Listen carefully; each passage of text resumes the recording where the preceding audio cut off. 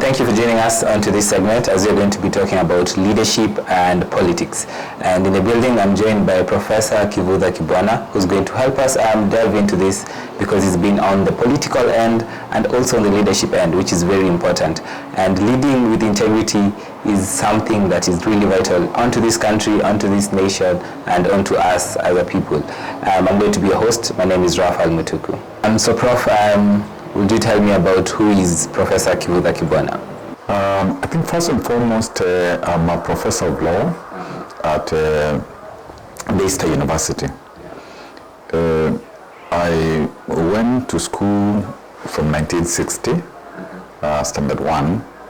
After primary school, went to Machakos secondary school for O and A levels, and studied law, University of Nairobi, LLB, University of London, LLM, University of Harvard University, LLM, and a doctorate in law, George Washington University, and subsequently did theology, a master's in missions to be specific, at Africa International University.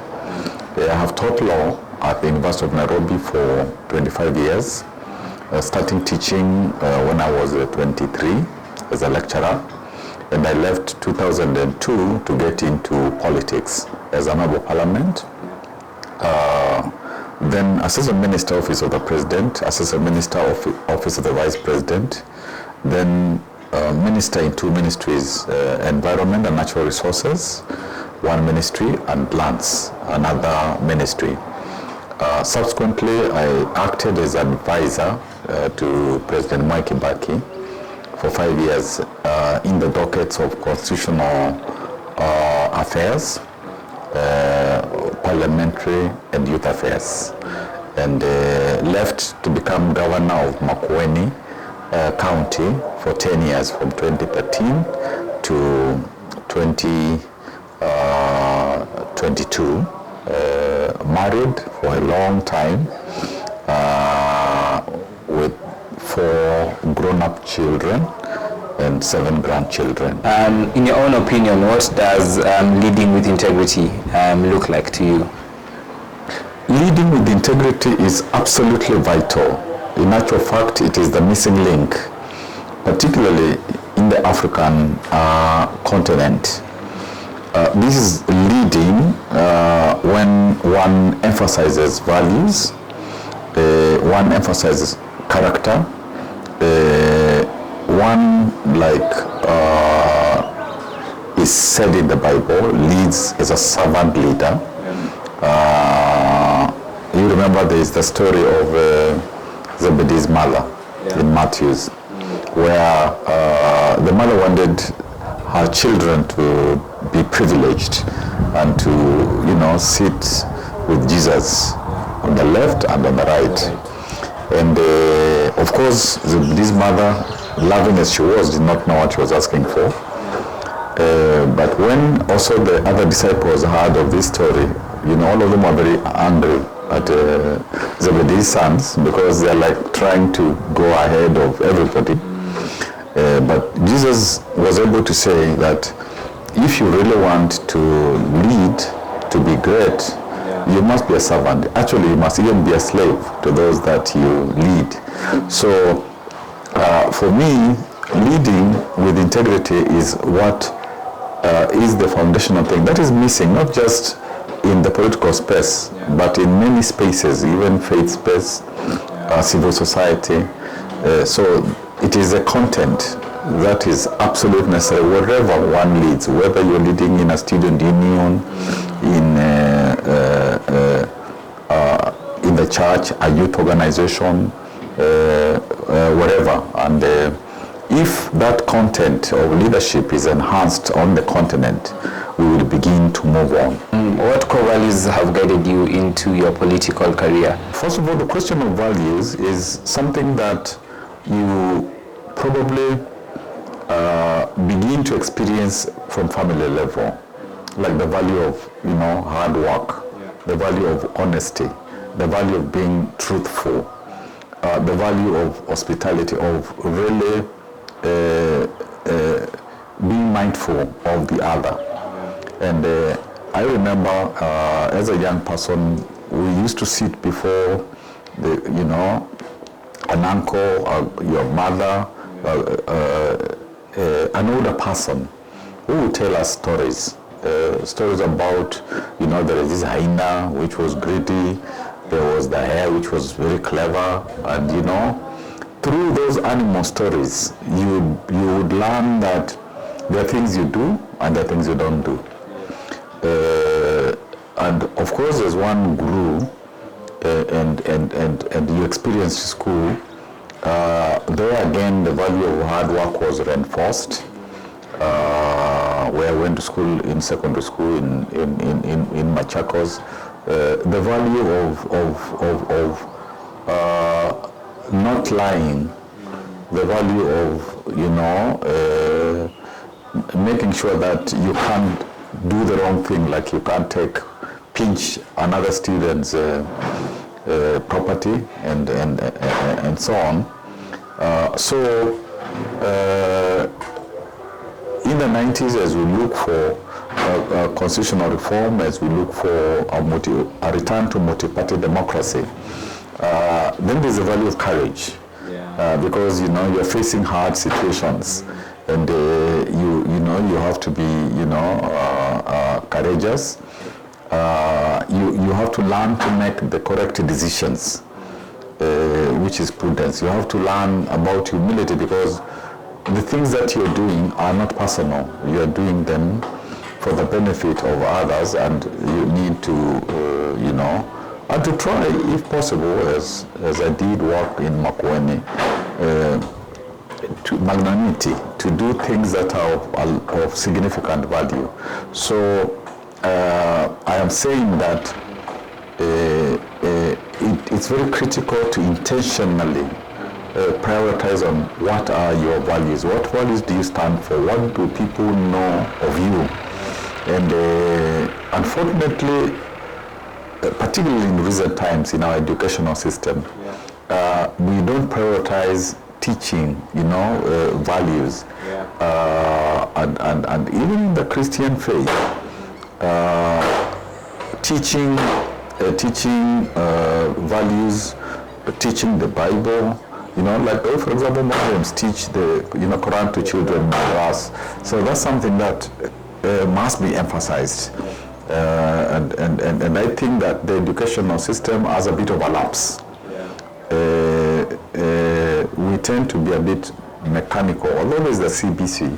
But in terms of, like, when you go to countries like China, like in the European setting, you find that from kindergarten, kids are taught they're taught about hard work, they're taught about creativity, innovation, because countries out there know that they rise and fall on the basis of the values people have and the kind of leadership that is exhibited through those values.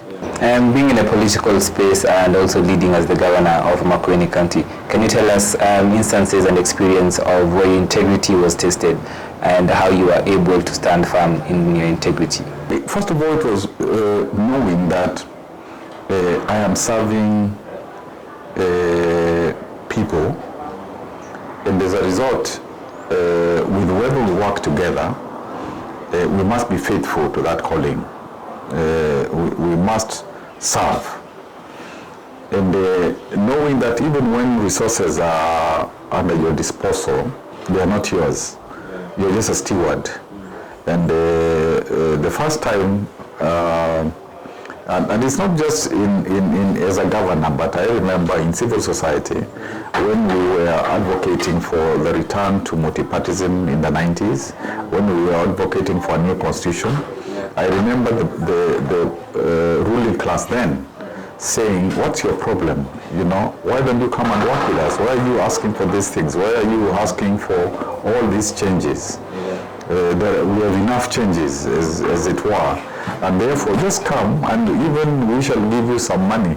And I remember even being told that you can have a bank account open abroad if you think we are going to cheat you, and we will put money there and you will be good. But I said, I don't mind if it's money that you're giving. If you give money to every Kenyan, I will also be on the queue to receive the money. And I remember someone saying, you're stupid. There is money available for everybody. But so it's just standing steady fast, because I thought to myself, I have decided to be in civil society during that period. So that's what I will do. I don't want to deviate and start, being a money collector, so to speak. Now again, when I come to, for example, in the Ministry of Lands, where it was a very, very difficult ministry.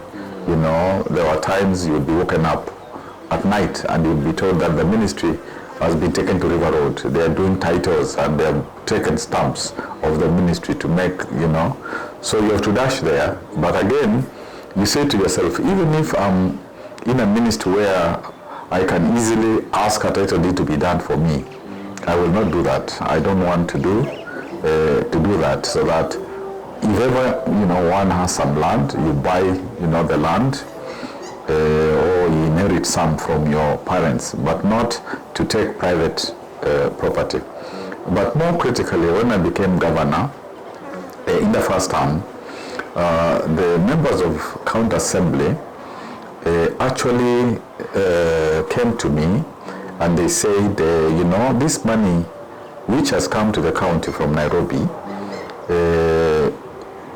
we must eat some of it. I mean, literally, we must eat some of it. And in my language, there is this saying that it's like the money has been fried. So this is ready for eating. Because in Nairobi, I was told they're eating. So why not also, why don't we also eat some money here? And I said, no, this money isn't much. The people we were about 1 million. And the MCAs and those employed in the county assembly were about 100.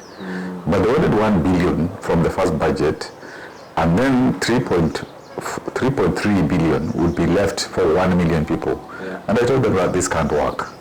And because I thought it was just like a joke. But actually later they thought I was the one who was joking, because I was not accepting the prevailing culture. And so actually they decided that because I was not listening to what they wanted, they must impeach me. And they began to impeach me. And even when they had a meeting to finalize, this impeachment, I went to the county assembly because they'd asked for leaders, but I was not supposed to be one of the leaders they'd called for. And there was a shootout because they argued that we were trying to overrun the county assembly. And about 5 people got injured. God, spared me. I wasn't shot at, but 5 people were shot at, and fortunately they didn't die. So I think it is simply saying that you have been asked to lead in a godly way, following the constitution, and so you stick to that. So even with those challenges, in actual fact, the people decided that they were going to dissolve the government, and they actually they proceeded to petition the president to dissolve, the county government, and we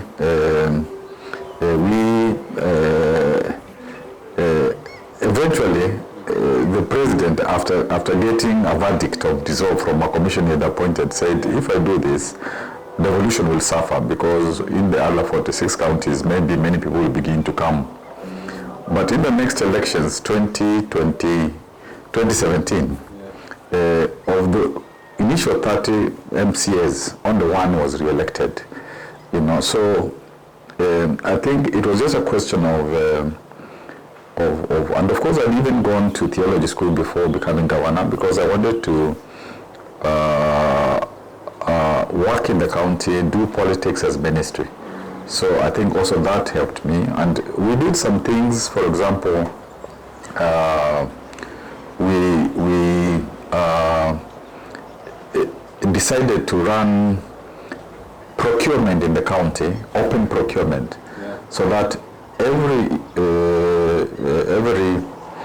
decision is open to the public about, what is the budget, who are sitting in a procurement committee, what marks are they awarding, who eventually gets the tender. And it became very competitive because people knew that all the information was out there. So I think it is a mindset, and if you decide that that is the correct thing to do, of course with others, then it will come through. Prof, at the moment right now we have a lot of Gen Zs who are the youth who are getting more into politics. What do you see the future like for them? What's the future looking like into politics with now the rise of youths being more interested into politics? I think that's where we go back to the question of integrity, because some of the studies that are done, some young people tend to think that corruption pays. Even if you don't prioritize integrity, it's okay. People who are flashy, who are quote influencers, are supposed to be good guys and all that kind of stuff. So the youth must be rid itself, of that kind of behavior, thinking, and I think, like I said earlier, that maybe education on the whole has lacked the content to farm up the youth in terms of integrity, values, and so on. I think that the youth themselves need to almost do self-education so that they begin to say that we have a huge assignment ahead of us. How do we prepare ourselves? Even if we're being prepared elsewhere, but how do we take responsibility to prepare ourselves? And there is an author, D. Hawk, who said, when you want to lead, you use like 50% of your time, 50% of your attention preparing yourself. What is your purpose? What is your vision? What are your principles? What is your conduct? What is your motivation? Why do you want to lead? Do you want to lead just because, you have heard that there is a lot of money in leadership? Do you want to lead because you are waiting to lead as a member of parliament, as an MCA, as a politician, as whatever? Are you beginning, in whatever space, family, in youth-based organization, in the student union, so that you start where you are at, So 50% is what you do to prepare yourself to be an intentional, value-driven, purpose-driven leader. And then you spend 20% leading those who are above you. So that if you're a student in a university, then you can even lead your lecturers, you can lead whoever is senior, because you can look at what is happening in that space and provide advice, bring your leadership content into positively changing that place where you are, because after all, as a student, you're the primary beneficiary of that educational institution. And then you spend 15% leading your peers, so that among those you are in school with, you again use your leadership skills to also assist them, to go forward. And then 15% is now, that is what normally D says you use to make sure that everybody that you associate with also is a leader like what I've described. So I think you don't just wake up and lead. as it were. You know, you have to prepare yourself, you know, and of course there's mentoring, there's, coaching, there's apprenticeship, there is all the other aspects where you are helped to sharpen your skills. So for me, this awakening, and it's continent-wide, it's not just in the Kenyan situation, is a very, very critical thing. But I also believe there is the space for protest, yes.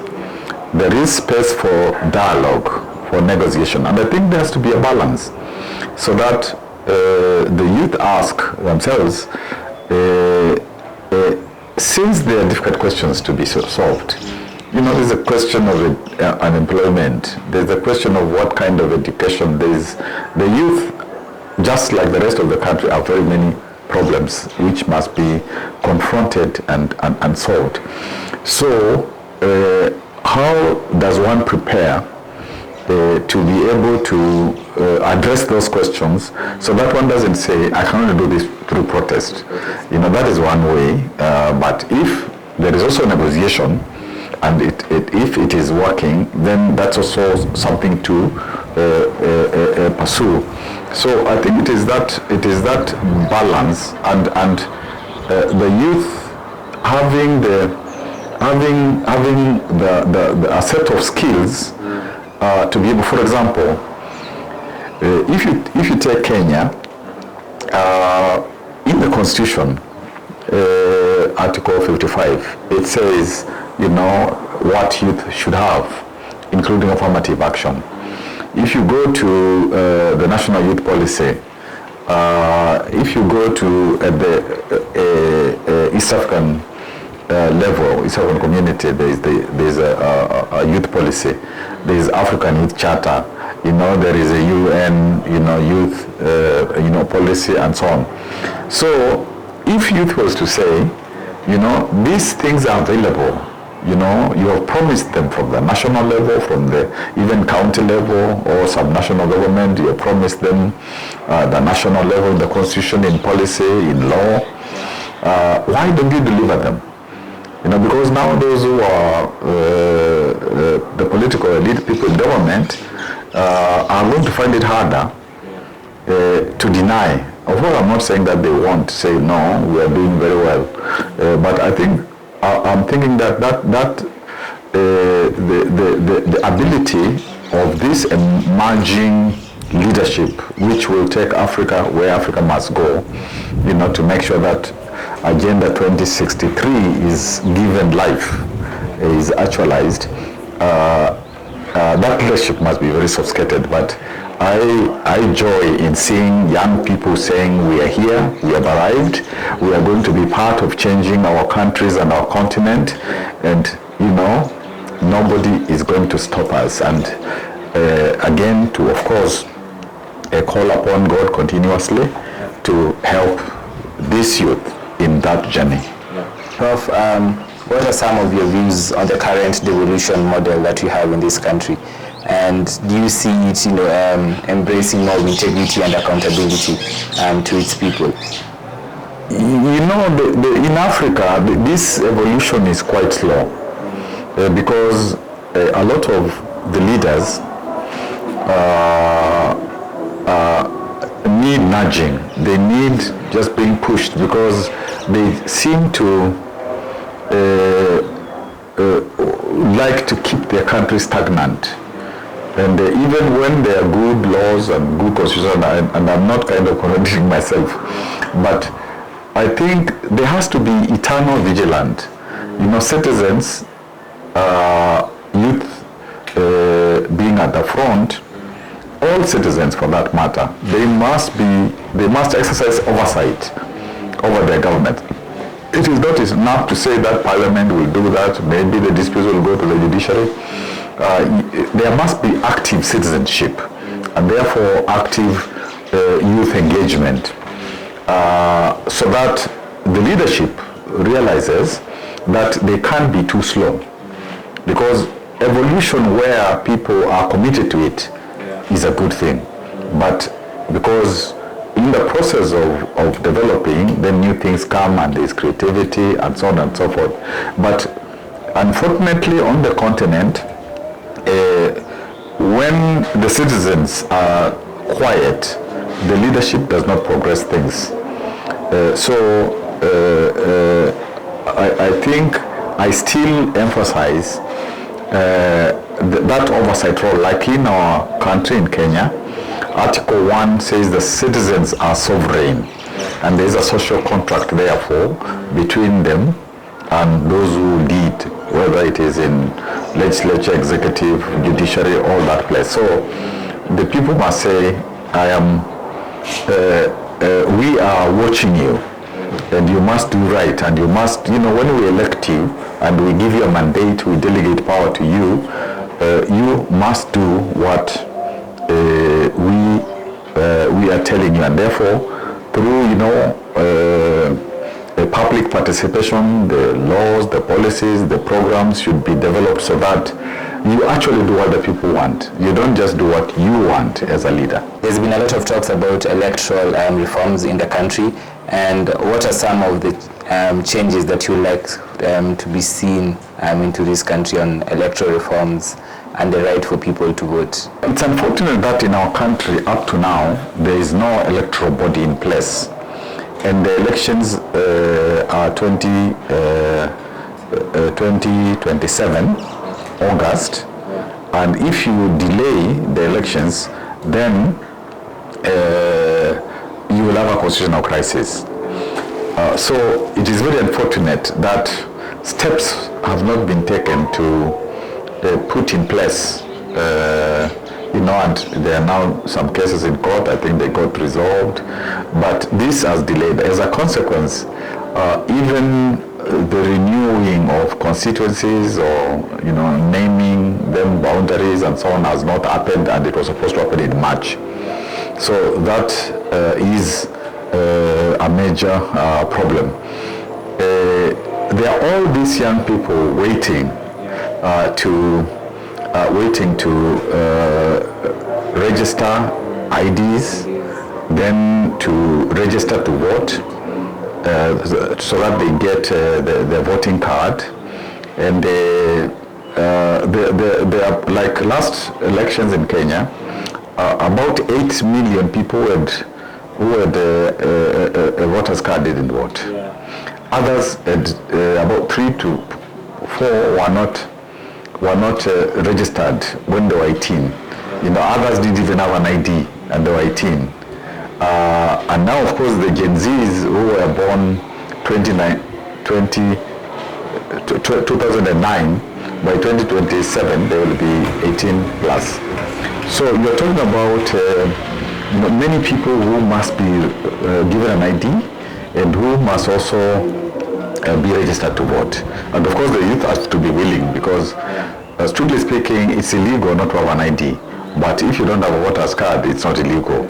But you should, And in actual fact, I did. There's a time I argued that the youth must be able to say, we have our vote here, and we want a national youth Marshall Plan, so that they can come up with things that they want, which now will make sense for them, and they will make them full citizens.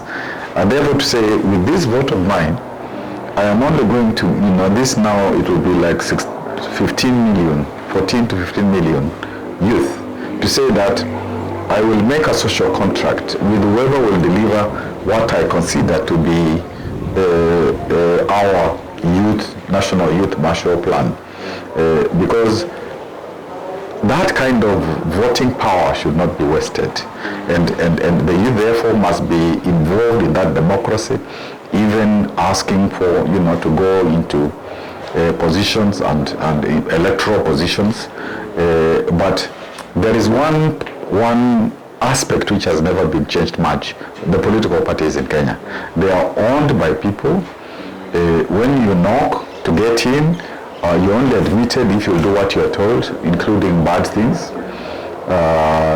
exercising bad manners so that you're incorporated into corruption and all that. So even the youth should think of is it possible to even have their own parties or coalition of parties so that they don't have to be hindered from participating politically because somebody tells them that you can only come here at my invitation and to do what I will tell you to do. So as we conclude, what advice would you like to give to people who would like to be interested into politics and they would like to venture into the political scene?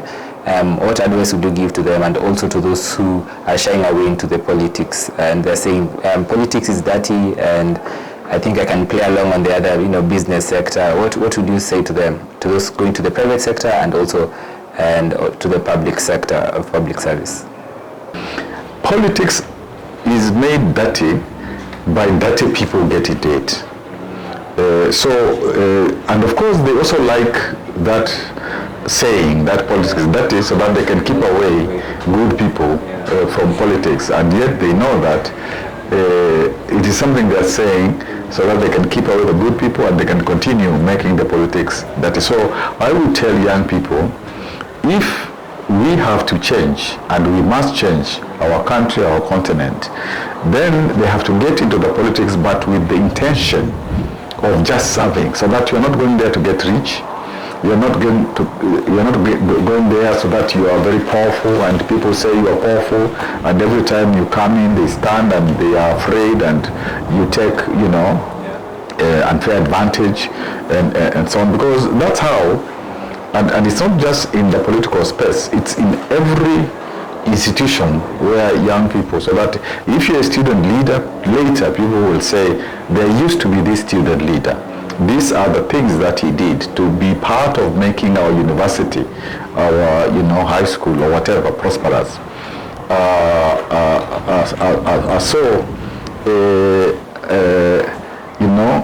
I believe that clean politics, devoid of corruption, devoid of favoritism, devoid of nepotism, is possible. And there are examples. Even young Sankara, short period when he came into power in Burkina Faso, there were fantastic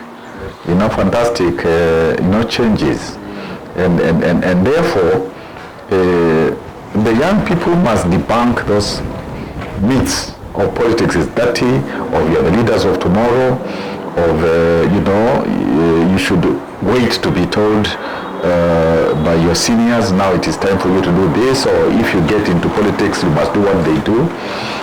With respect, you have to be able to say that this is what is also correct, and you must listen. The generations, intergenerational dialogue, coexistence, are working together for a common goal. That is how the young people must come on the stage and say, we are here, we have a voice, we have a plan, and we want to change things so that, like I remember when President Obama came to Kenya, he said that corruption was eating 250,000 jobs. And of course, even though he was the president of America, to say something like that in a foreign country where, of course, also his father came from, it is to say that if we had done something about corruption, then it means that every year there will be 250,000, 250,000 jobs. And roughly it is said that in Kenya there are 500,000 to 800,000, maybe now a million young people who come into the job market every year. So you can see this problem we keep on saying is a big problem of unemployment and all that. Just by minimizing this corruption thing, then we're able to get 250,000 young people into jobs. I think it's just a question of being very intentional on how we do clean politics, clean leadership across the board. As we close, I want to give you an opportunity to talk on to those who are graduating and give them a message as they go out there and as they go out to lead with integrity. What message will you give them? Be steadfast in terms of saying that this is the values that I have, I will preach them, I will disseminate them, I will get, networks, I will, try to get, mentors, we will prepare ourselves, and what I said, like this power of young people together, when it comes together in a nice way, then even things that the people in government and so on, they will find that they have to negotiate. And that's why I was talking about the social contract between the youth through a national youth Marshall Plan, with government, with other generations, the older generations. And just to say, as people graduate, it's not just a question of going to look for employment. You can do many things. You can do many things, in terms of self-employment. Depending on what you have studied. If you have studied education, there's no reason why, as you still look, for more employment and so on. If you coach some kids, you begin to get something. If you have done commerce, you look at people who are doing business, and then you help them with their books and so on. So it is how you creatively look for what to do, so that you don't get into depression. I am looking for a job, I've not gotten a job, God has forgotten me, and all that kind of stuff. So the young people must mold the future that is going to be accommodative of their interests, of their aspirations, and I personally know that young people are very they have what it takes to bring the change. Even interestingly, some of the studies have shown that they prioritize faith. So there is even the possibility that they might be the ones to ignite a revival of, spirituality, people focusing on values and all the good things.